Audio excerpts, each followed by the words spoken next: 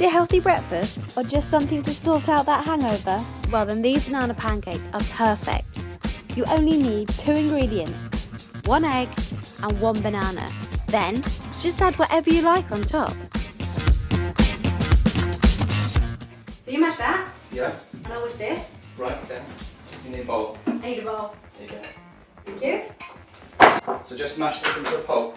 Yeah, what we'll do is, I'll whisk the egg, you mash the banana, and then we'll literally mix them together and a flourless pancake. Whisk the egg and the banana together to form the batter. Don't worry if there's a few lumps, these will just melt into the pancakes when you cook them. I'm going to melt some butter and get this going. So how many is this going to make? How many pancakes are we making here? Is literally for 1 person. Right, okay. So this morning, 1 egg, 1 banana, that's going to do 1 person's So breakfast. cheap, isn't it? It's just... Yeah, the basic mix that I've got here today is 90p for 1 person. So I can have this, and if you could grab me a plate. Right, okay. 1. And I'm not a very good flipper, so I keep them small. If you're a keen flipper, then you can go bigger.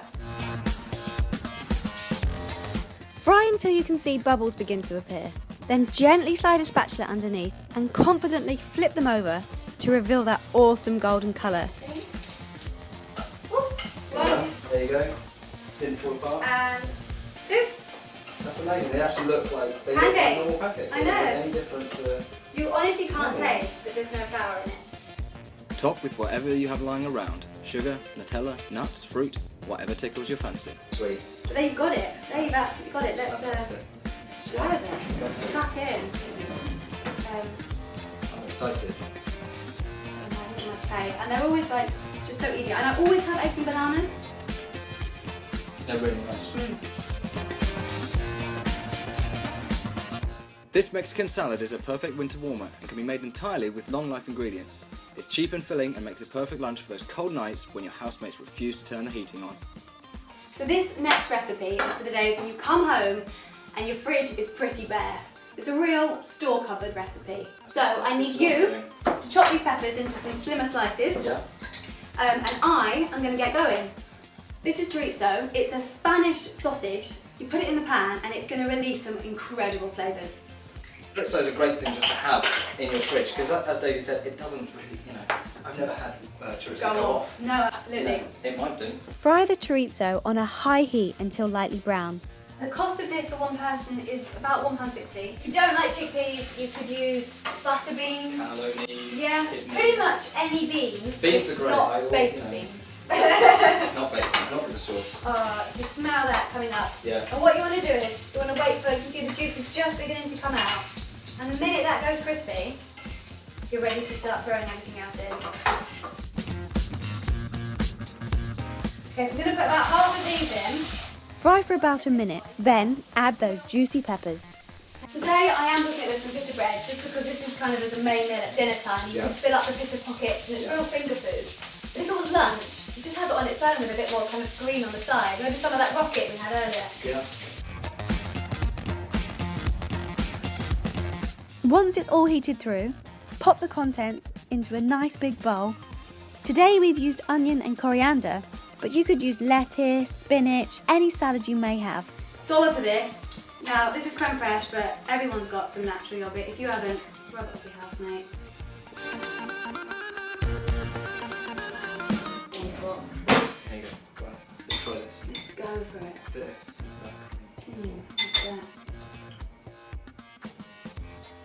Like that. That's so good. Literally. Fried chorizo on anything. This is the kind of thing I just want to get in bed on a cold night, like this, literally, watching a movie, straight in. Now this is a dish that is certain to impress whoever you're willing to share it with. This is a cheap meal and it can be completed in the time it takes to cook spaghetti. Now that's a lot faster than Domino's. What we're going to do now is just something which you can have for dinner, or you can have for lunch if you really wanted to. It's just a spicy spaghetti kind of prawn with tomato stew kind of thing. Like it's really quick, really cheap, which is one of the best things. So what you can do, if I get you to chop that garlic up. Now, Big knife? massive knife. Always use a massive knife.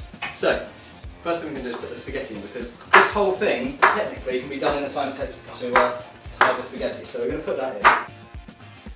The spaghetti will take about 8 minutes to cook. This gives you time to quickly get the rest ready.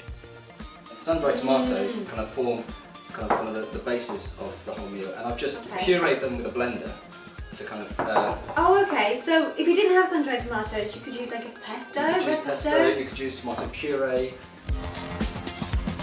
What we're going to do, we're going to use a wok for this to cook the prawns and stuff. So I'm going to get this nice and hot. This here is just dried crushed chilies. You know, nice simple ingredient. You can use whole dried chilies. You can use fresh chilies.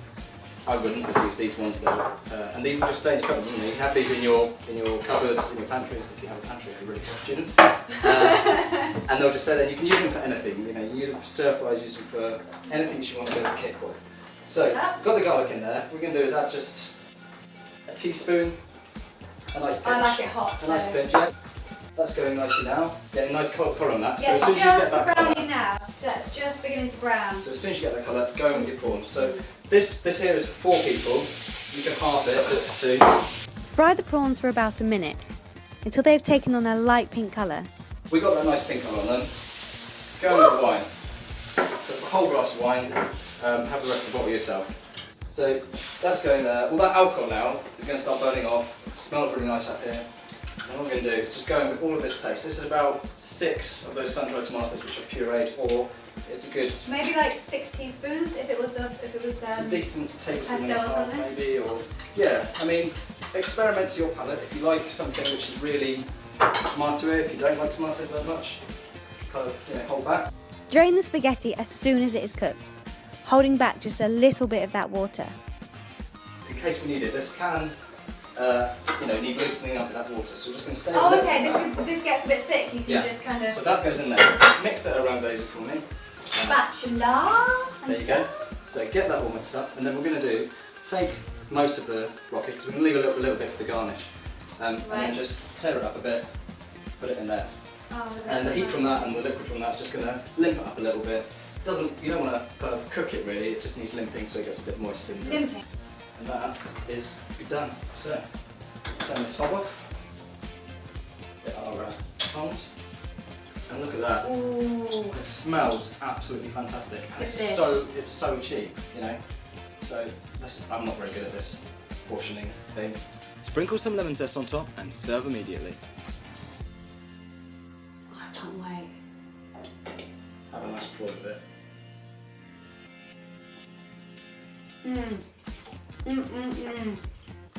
It's just all those flavours just come together. And the prawns are so good. And if you don't like prawns, you're missing out. You're missing out. And absolutely. Well, there's a handful of ingredients in there. That's so good. I love a mess.